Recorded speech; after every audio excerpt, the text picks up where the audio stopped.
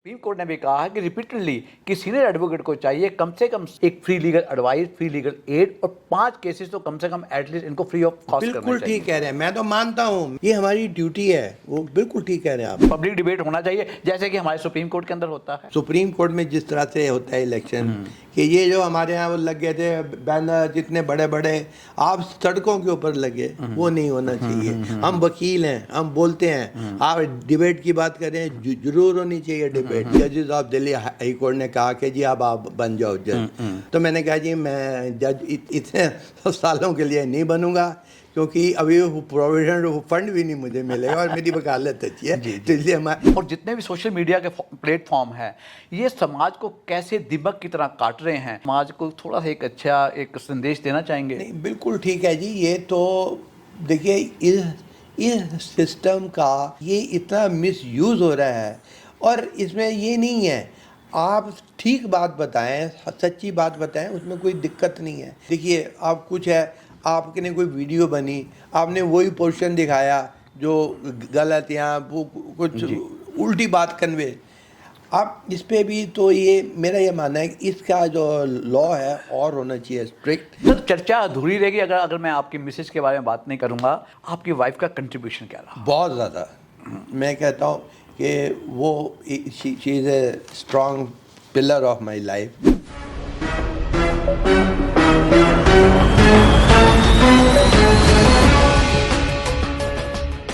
नमस्कार, वकील साहब इंडिया में आपका स्वागत है। आज फिर हम लीगल प्रोफेशन की एक बड़ी हस्ती के साथ बैठे हुए हैं, श्री रविकांत चड्ढा जी। आज जानते हैं उनके बारे में, उनके जीवन के सफ़र के बारे में, इस लीगल प्रोफेशन के अंदर उनको क्या मिला, क्या सोचते हैं लीगल प्रोफेशन के बारे में। सर नमस्कार। नमस्कार जी आनंद साहब। सर आपका वेलकम है वकील साहब इंडिया में। ये चैनल वकीलों के लिए ही बना है जिससे कि वकील अपनी बात को अच्छे ढंग से रख सकें, क्योंकि वकील जो हैं समाज के संरक्षक हैं, तो समाज को वकीलों से बहुत सारी उम्मीदें भी हैं और होनी भी चाहिए जो है जी।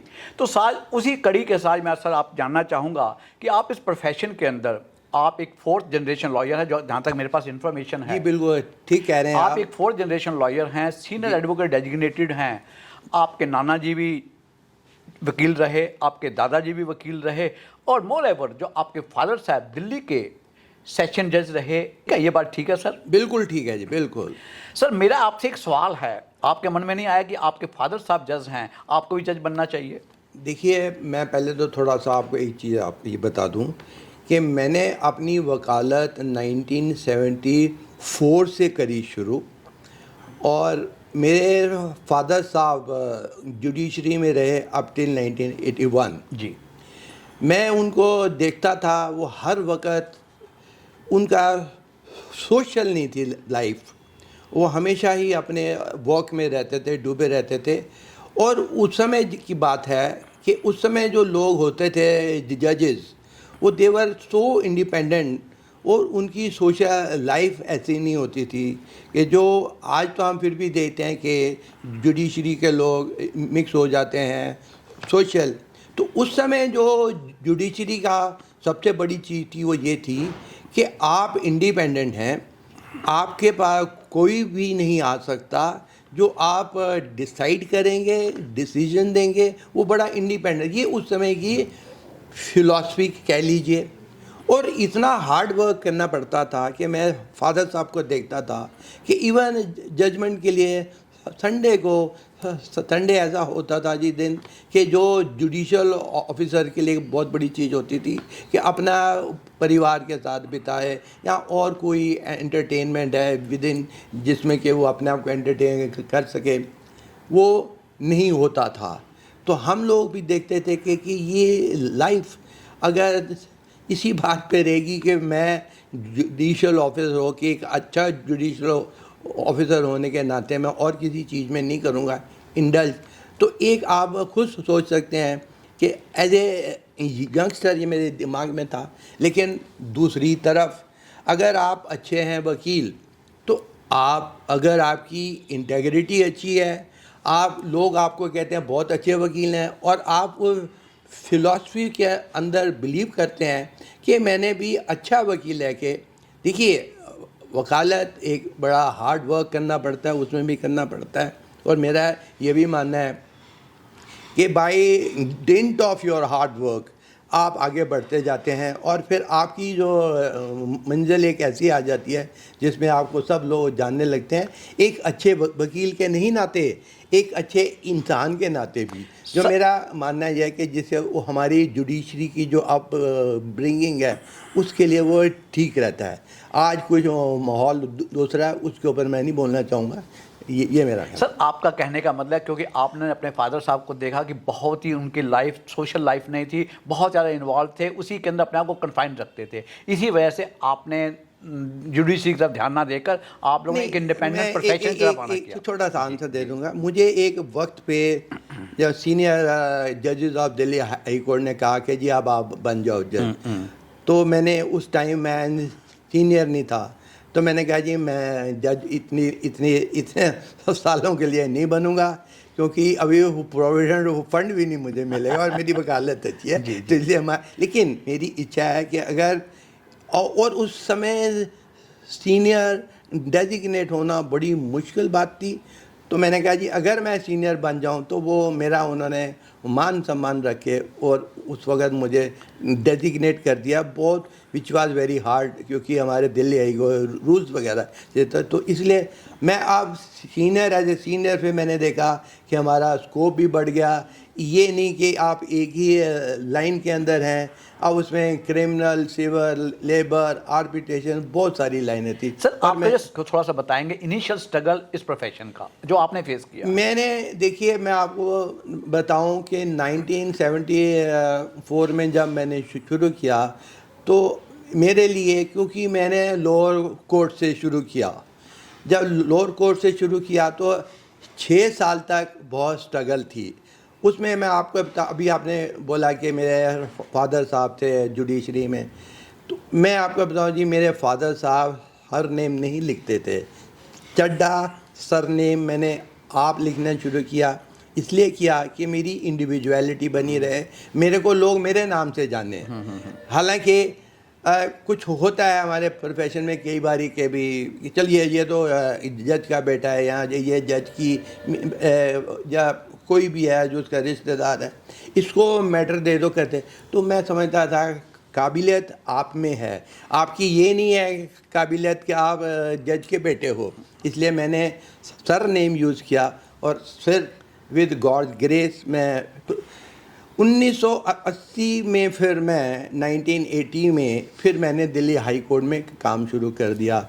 मैं बैंकों का वकील बन गया, मैं एमसीडी का भी एडिशनल स्टैंडिंग एडवोकेट बन गया, सेंट्रल गवर्नमेंट के आर्बिट्रेशन केसेस के बैंकों का लीगल एडवाइज़र बन गया और अपना काम किया। फिर मैं आगे बढ़ता रहा। ये 1980 तक मैंने बहुत करी स्ट्रगल, और उस स्ट्रगल के बाद लेकिन ये रखा कि पूरी मेहनत करी, पूरा लॉ को समझा। हाँ, उसमें ये मुझे फ़ायदा हुआ क्योंकि मेरा बेंट ऑफ माइंड भी वही रहा, बिकॉज मैं लीगल फील्ड के उसमें था और मैं बड़ा खुश हूँ और कि मैंने ठीक फील्ड चुनी और आज आप मेरा इंटरव्यू ले रहे हैं, मुझे और भी बड़ा अच्छा लग रहा है। आपने नो डाउट कि आपके फादर इस चीज़ के खिलाफ नहीं थे कि आप लोग जुडिशरी को ज्वाइन करने के बजाय आप एडवोकेट प्रोफेशन ज्वाइन कर रहे हैं? नहीं, वो कहते थे, देखिए उसमें मैं अपने फादर साहब को हमेशा याद करता हूँ। वो कहते थे देखो रवि, ये आप हो, आप इंडिविजुअल हो, मेरा कुछ नहीं है,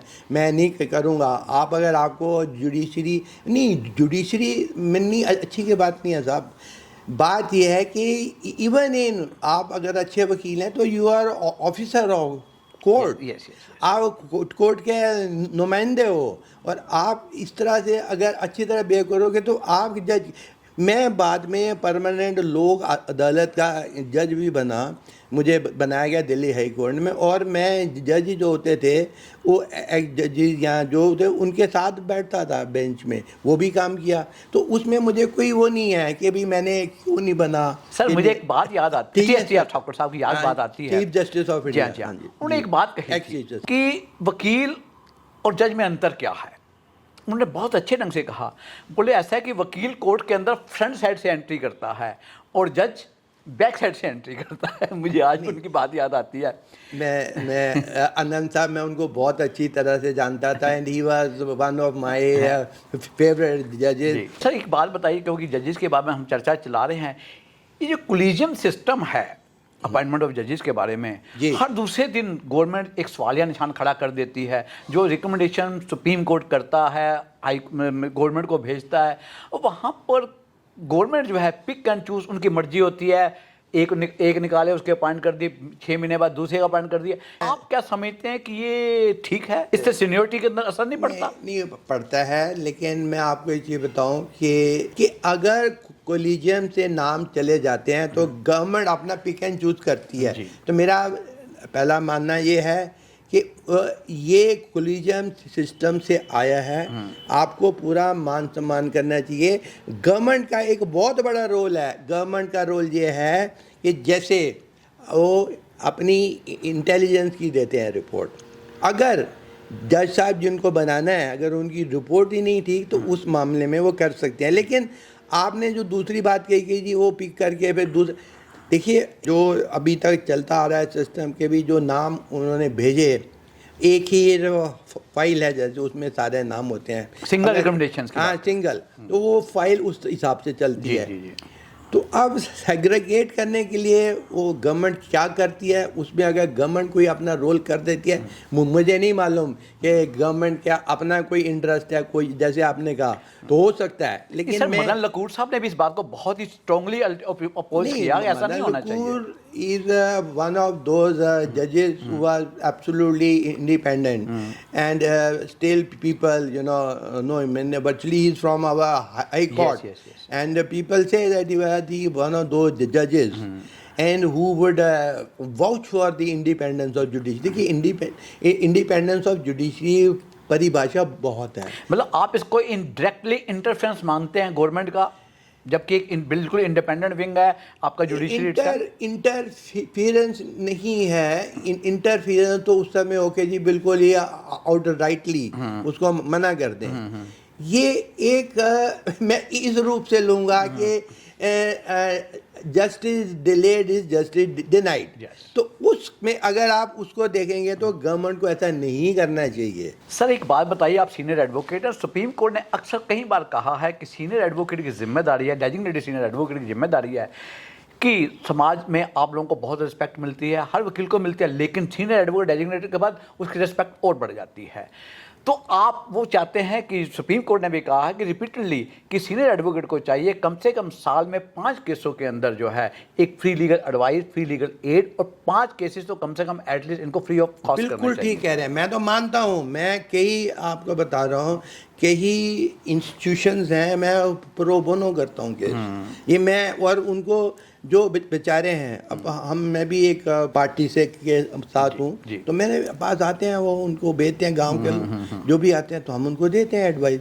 कोई नहीं उनसे, ये हमारी ड्यूटी है। वो बिल्कुल ठीक कह रहे हैं आप। और इवन कई ऐसी इंस्टीट्यूशंस हैं, मैंने तो जो जिसमें एक का नाम मैं बताता हूँ, स्वामी राम तीर्थ मिशन, तो उनका एक लैंड आज उनके उसमें हरिद्वार में एक बहुत बड़ा लैंड का केस जीता मैं सुप्रीम कोर्ट, वो उनको मिल गई लैंड, आज आश्रम बन गया, वहाँ लोग आते हैं, उसका कोई नहीं है, हमने कोई पैसा नहीं लिया, कोई फीस नहीं लिया कि उनके लिए ये करा के जी। अल्टीमेटली तो महाराज हैं जो सब वो कहते हैं ये प्रो बोनो, ये आप इस बात से सहमत हैं कि ऐसा होना चाहिए? यस, होना नहीं चाहिए, करना चाहिए। सीनियर वकील को अपना ये भी वक्त देना चाहिए। लोग करते हैं कई सीनियर। सर समाज आपको बहुत रिस्पेक्ट देता है और इसको नोबल प्रोफेशन भी कहा गया है, और वक्त में है भी नोबल प्रोफेशन जो है।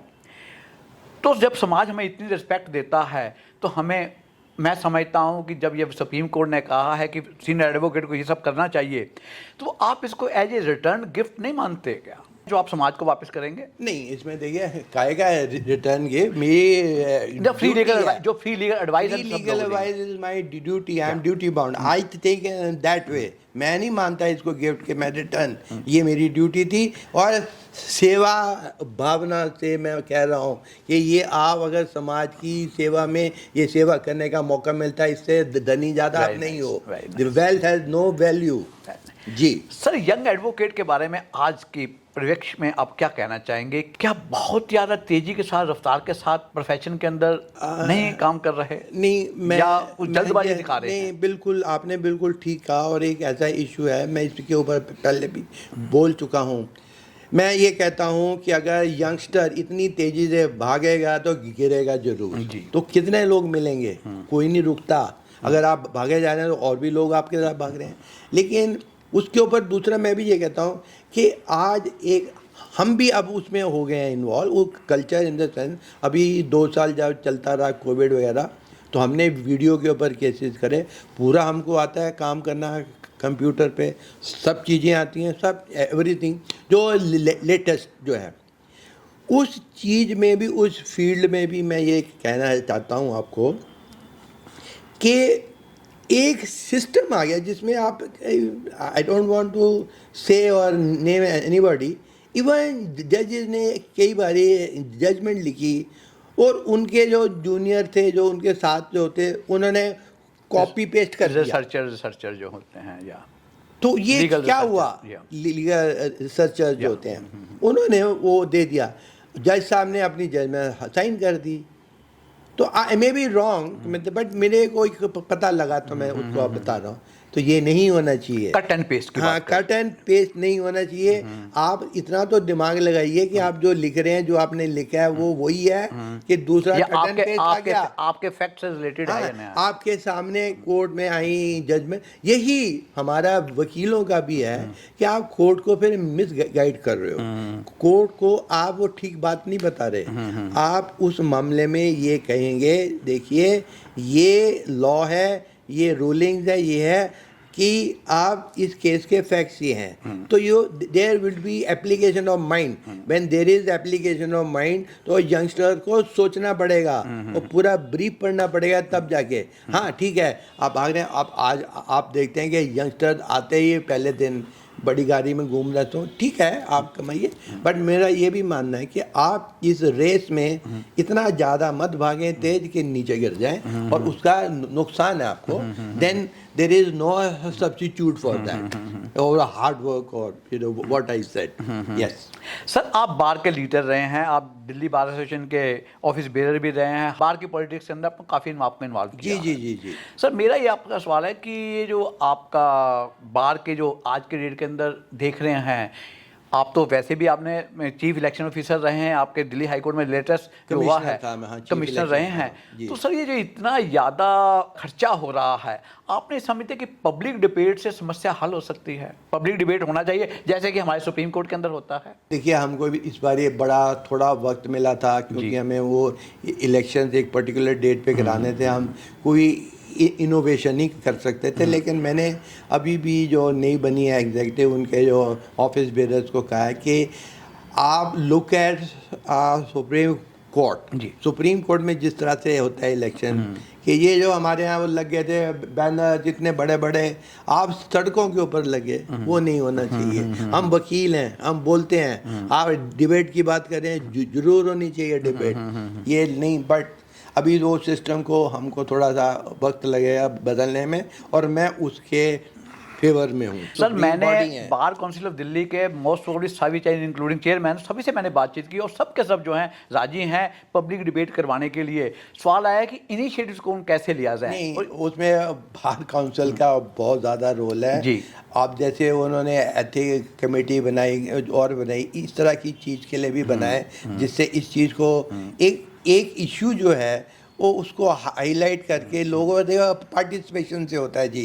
कुछ लोग अपने विचार रखेंगे तो सुने जाएंगे, अगर किसी का विचार इस बात पे भी ठीक है, नहीं जी ये तो ऐसे होना चाहिए, आपको वो बात भी सुने, तो इट इज़ ए डिबेट। तो ये डिबेट इनको स्टार्ट करके और अच्छे वे में लेके जाना चाहिए बस। सर, एडवोकेट आर कहा जाता है कि they are the guardian of the society. उनकी जिम्मेदारी सिर्फ यही नहीं है कि कोर्टों के अंदर जाना या कानून की जानकारी देना, उनकी और भी रिस्पॉन्सिबिलिटी। आज अगर आप देखेंगे किस प्रकार फेसबुक, इंस्टाग्राम और जितने भी सोशल मीडिया के प्लेटफॉर्म हैं, ये समाज को कैसे दीमक की तरह काट रहे हैं, इसके बाबत आप कुछ थोड़ा सा समाज को थोड़ा सा एक अच्छा एक संदेश देना चाहेंगे? नहीं, बिल्कुल ठीक है जी। ये तो देखिए, इस सिस्टम का ये जो नया आ गया है ये इतना मिसयूज़ हो रहा है।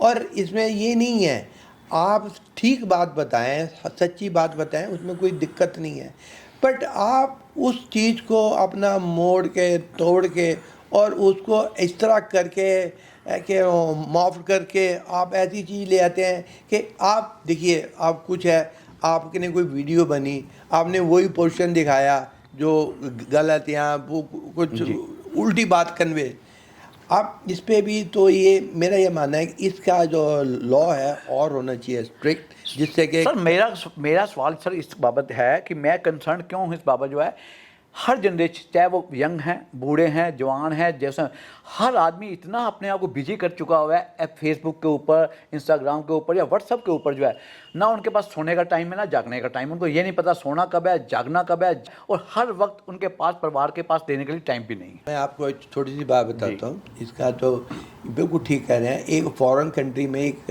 वीडियो आया, वो देखा कि एक ग्रैंड मदर ग्रैंड फादर के घर में उसकी फैमिली के ग्रैंड चिल्ड्रन, उसके अपने चिल्ड्रन जब मिलने आए तो ग्रैंड मदर बाहर आके खड़ी हो गई और उसने एक बॉक्स रख दिया कि हुसएवर कम्स वो अपना फ़ोन यहाँ रख देगा, तब मेरे घर में एंटर करेगा तो मैं खाना दूंगी। और फिर उसमें दिखाते हैं कि छोटी सी बच्ची लास्ट में आ रही है, तो कह रहे हैं hello baby how are you, तो कहते हैं नहीं नहीं I am fine granny I am fine, कहते हैं show me your frock, you know frock, कहती है व्हाट इज़ दिस, वो फ़ोन उसने यहाँ रखा होता है तो वो उसे लेके कहती है नो नॉट दिस। तो मेरा कहने का मतलब ये है कि इस तरह की बातें करनी चाहिए। आप ठीक है, तो रात को तो लोग 2-2 बजे तक नहीं सोते हैं, अपना जीवन का नियम वही रखें जो आप रखते आ रहे हैं, ठीक है। अब ये आपकी आंखें हो जाएंगी ख़राब, आपको देखिए तो इसी चक्कर में हम परिवार को टाइम नहीं दे पा रहे हैं, नहीं तो गलत है ये तो। इस पे भी आप एक नेशनल कराइए डिबेट। जी सर एक बात बताइएगा कि आपको दिल्ली हाई कोर्ट ने एक बार नहीं कई बार रिपीटेडली अपॉइंट किया for the purpose of recording of evidence, जहाँ तक मैं समझता हूँ, और आप बाहर के मुल्कों में भी गए एज पर the direction of the court, और इवन आप दुबई भी गए। नहीं दुबई में कमर्शियल होते थे मैटर, मैं उनमें पेयर होता था, और सुप्रीम कोर्ट में दुबई। वहाँ का क्या तजर्बा सर, थोड़ा सा एक्सपीरियंस उसके बारे में बताना चाहेंगे? मैं सिर्फ एक छोटा सा आंसर दूंगा। हमारी कोर्ट्स, हमारा judicial system is far better. वहाँ थोड़ी स्पीड है और कई बार जस्टिस नहीं होता, लेकिन हमारे यहाँ पूरा आपको मौका दिया। हालांकि लोग कहते हैं बड़ा वक्त लग जाता है, वो भी अब बड़े कानून बन गए, सब चीज़ें आ गई, तो वो उसको हम उसकी छोटा कर दिया हमने, तो ये तो वो। लेकिन वहाँ दुबई में एक थोड़ी सी दिक्कत थी यूए कंट्री में कि वो उनकी सुप्रीम कोर्ट के लेवल के नीचे हाई कोर्ट और नीचे की कोर्ट, उनका जो काम है वो अरबिक में होता है, और जो आप इंडिया जैसे मैं जाता था तो हाई कोर्ट तक लॉ फर्म्स के साथ वो केस लड़ना पड़ता था। हाँ, सुप्रीम कोर्ट में मैंने खुद केस आर्ग्यू किया, तो उसमें हाँ दुबई की, हाँ जी दुबई की, हाँ कैसेशन कोर्ट कहते हैं। And you got the success. Yes yes yes, that was a very big success. It was one of the. आपके प्रोफेशन का जब आप एंट्री किए, आप उसको टर्निंग पॉइंट कहाँ मानते हैं, कि कौन सा केस है जो आपके लाइफ के अंदर एक टर्निंग पॉइंट बना? मेरा टर्निंग पॉइंट सच ये कहेंगे कि जब से मैं हाई कोर्ट में आया 1980 से, वो मेरा टर्निंग पॉइंट था, क्योंकि मुझे वो जो हाई कोर्ट का था वकालत, वो लोअर कोर्ट से थोड़ा सा डिफरेंट है। यहाँ आपको ब्रॉड माइंडेड सारा वो काम करना पड़ता है, लॉ होता है, और नॉट ऑन फैक्ट्स और एविडेंस, और इस लाइक शॉर्ट कट होता है, वहाँ भी है। बल्कि जो लोअर कोर्ट में हमें एक चीज़ सीखने को मिली, जो एविडेंस होती थी वो वहाँ होती थी, यहाँ तो क्रॉस एग्जामिनेशन कैसे किया, क्रॉस एग्जामिनेशन होता, वो मेरे लिए बेसिक जो नॉलेज, बेसिक नॉलेज मेरे लिए बूंद थे, जो आज भी आ रही है का बेसिक नॉलेज। आजकल बहुत आर्बिट्रेशन के केस कर रहा हूँ, उसमें मुझे बहुत मिलती है हेल्प। हालांकि आर्बिट्रेशन एक अपनी लाइन है, एक सेपरेट सर कोई खास लैंडमार्क जजमेंट जो आप लोगों ने किया, जो ऐसा केस जो लैंडमार्क बना आपके लाइफ के अंदर? तो बहुत सारे केस थे जी, कोई बहुत ज़्यादा प्रोमिनेंट जो आपको याद कर? एक मैं आपको ये बताऊं कि एक मेरा लैंडमार्क केस था, वही जो मैंने अभी बताया कि वो आश्रम स्वामी रामतीर्थ मिशन के, उसमें यही था कि एक प्रॉपर्टी, उसमें इशू ये हुआ कि वेदर ए सन्यासी कैन मेक ए विल। तो उसमें कोर्ट ने बाद में कहा कि अगर उनकी सन्यासी की अपनी है प्रॉपर्टी तो वो विल कर सकता है। वो that was appealed in supreme court. That case I won, and then I had the opportunity to appear as a special Delhi police advocate in Jama Masjid encroachment cases, where I appeared, and it's a landmark case, and where I was really, in fact, I had to defend one ACP and one DCP because the Honorable Chief Justice Delhi High Court had issued contempt notice. So I got them free also. Then encroachment हुआ, and in that matter वो उन्होंने चांदनी चौक का जो आज आप देख रहे हैं ये उसमें हुआ था। सारी स्कीम उसमें बनी थी जी, इम्प्लीमेंट खैर अब हुई है। मैं 2007 की बात कर रहा हूँ, तब मैंने केस किया था, and that was a land. एक मेरा लैंडमार्क केस और था जो अभी भी उस पर लॉ नहीं बना जी, that is a retrieval breakdown of marriage.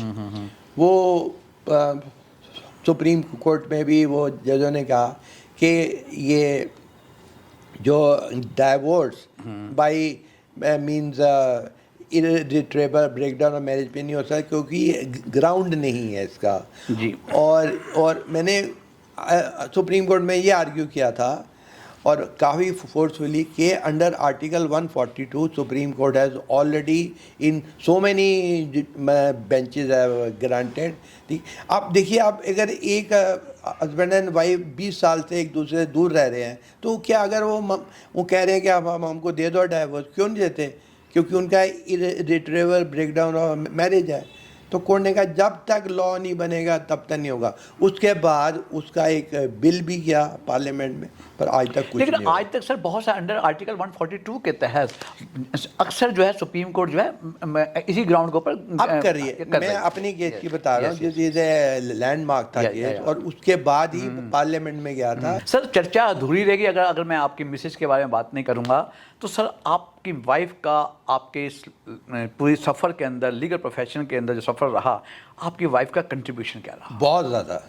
मैं कहता हूँ कि वो she is a strong pillar of my life. क्योंकि देखिए वकालत में कि ऐसे भी आते हैं मूवमेंट कि आदमी सिर्फ वो घर में ही बात कर सकता है, मेरा केस का ये हो गया वो हो गया, बट और दूसरा ये है कि आपको ठीक रखने में आपका खान पान कह लीजिए और बातें हैं, बच्चे भी होते, तो वो मैं तो वो she has been a total 100% dedicated. और आज अगर मैं हूँ किसी वजह से, वर्किंग नॉन वर्किंग सर है, she is working non working, she is not working, she used to very in the beginning अच्छी था, बट देन वो बच्चों के लिए, और अब उनकी इससे बड़ी सैक्रिफाइस हो रही है, बट ठीक है जी, उनका तो बहुत बड़ा कंट्रीब्यूशन।